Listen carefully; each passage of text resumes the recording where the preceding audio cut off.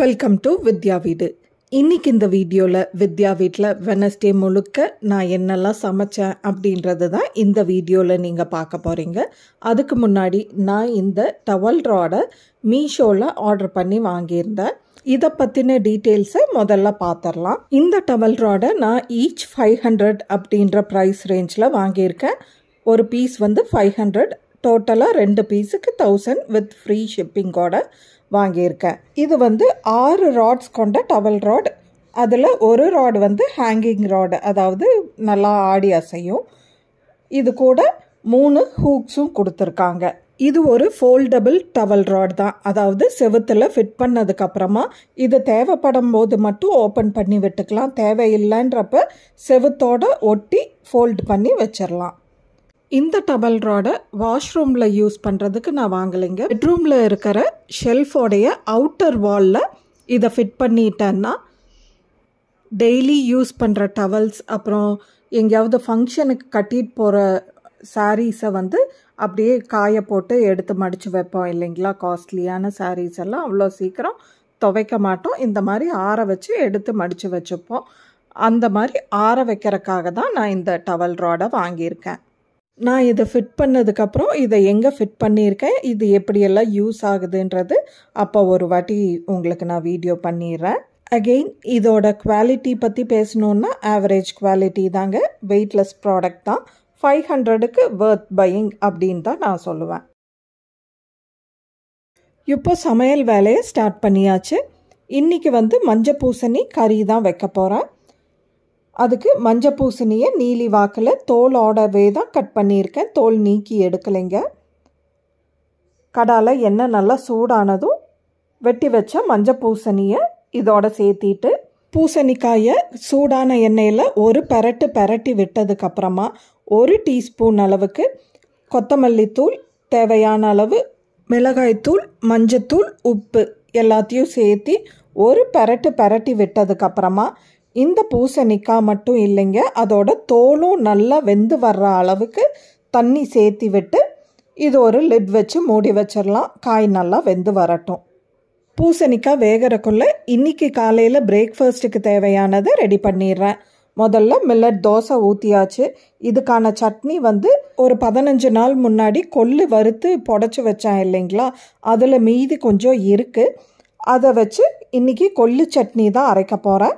கொள்ளு சட்னிக்கு ஒரு மூடி அளவுக்கு தேங்காய், 1/2 மூடி புடச்சி வச்ச கொள்ளு, ஒரு கைப்பிடி கொத்தமல்லி தழை, கொஞ்சமாக புளி, காரத்துக்கு தேவையான அளவு வரமிளகா, உப்பு எல்லாத்தையும் சேர்த்தி நைஸாக அரைச்சாலும் நல்லா இருக்கும், கொரன்னு அரைச்சாலும் நல்லா இருக்கும்.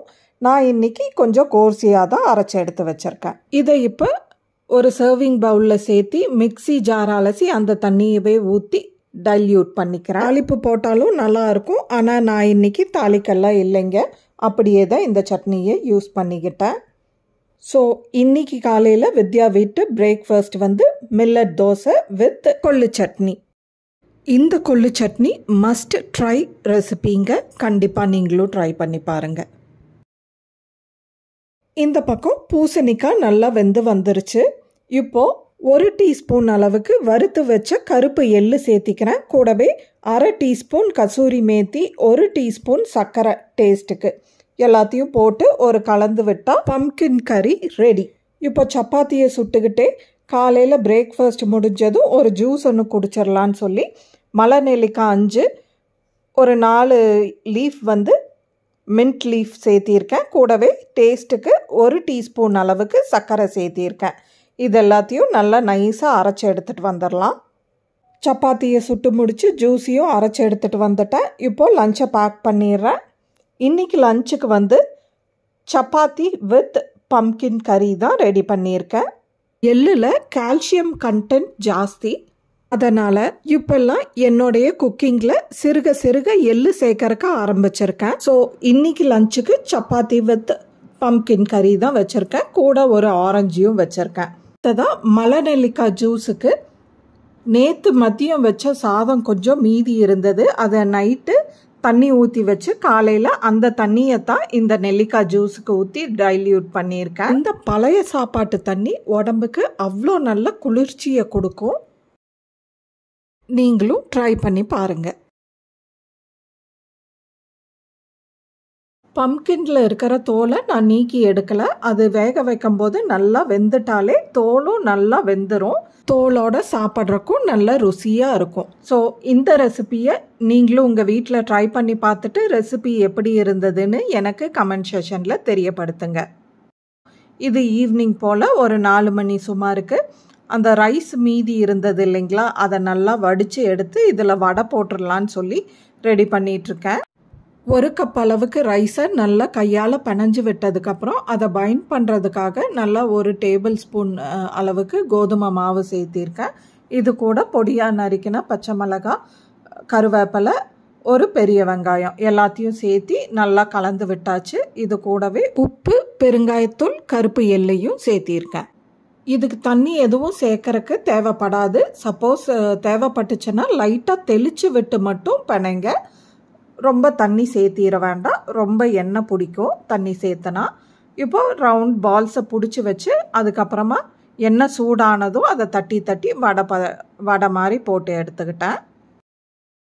எண்ணெயில் டீப் ஃப்ரை பண்ணக்கூடிய எந்த பதார்த்தமாக இருந்தாலும் மாவை தண்ணி ஊற்றி பிணைஞ்சதும் உடனே எண்ணெயில் சுட்டு எடுத்துருங்க.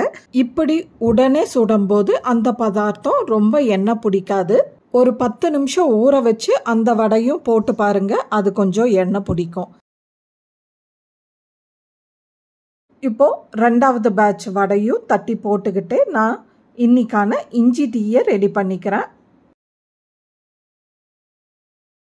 கொதிக்கிற தண்ணியில் நைய தட்டின இஞ்சி ஒரு பிட்டு, கூடவே தேவையான அளவு டீ தூள். இந்த டிகாஷன் நல்லா கொதிச்சு வந்ததும் தேவையான அளவு பாலையும் ஊற்றி, பால் கொதிச்சு வந்ததும் சர்க்கரையை சேர்த்து கலந்து விட்டால் பக்காவான இஞ்சி டீ ரெடி. இப்போ இது எல்லாத்தையும் சர்வ் பண்ணிடுறேன். ஸோ இன்னைக்கு ஈவினிங் டீ டைம் ஸ்நாக்காக இந்த ரைஸ் வடை தான் செஞ்சுருந்தேன். உள்ளே நல்ல சாஃப்டாகவும் மேலே நல்ல கிறிஸ்பியாகவும் வந்திருந்தது. ஈவினிங் டீ எல்லாம் குடித்ததுக்கப்புறமா வீட்டுக்கு தேவையான க்ராசரி கொஞ்சம் வாங்க வேண்டியது இருந்தது. அதுக்காக வெளியில் போயிருந்தேன். திரும்ப வரும்போது இன்றைக்கி வெட்னஸ்டே அப்படின்றனால நான்வெஜ் சாப்பிட்டுக்கலாம் அப்படின்னு சொல்லி கடையிலேருந்து ஃபிஷ் வாங்கிட்டு வந்தேன். இன்றைக்கி நெத்திலி மீனும் கிழங்கா மீன் சில்லியும் வாங்கியிருந்தேன். ஸோ நைட் டின்னருக்கு வீட்டில் எதுவும் செய்யலை. இந்த மீனோட கடைசியாக ஒரு டம்ளர் பாலும் ஒரு வாழைப்பழமும் சாப்பிட்டுக்கிட்டோம். இதுதான் இன்னைக்கு வித்யா வீட்டு டின்னர். இந்த வீடியோ உங்களுக்கு பிடிச்சிருந்ததுன்னா do not forget to subscribe, like and share வித்யா வீடு with your friends and relatives. Bye.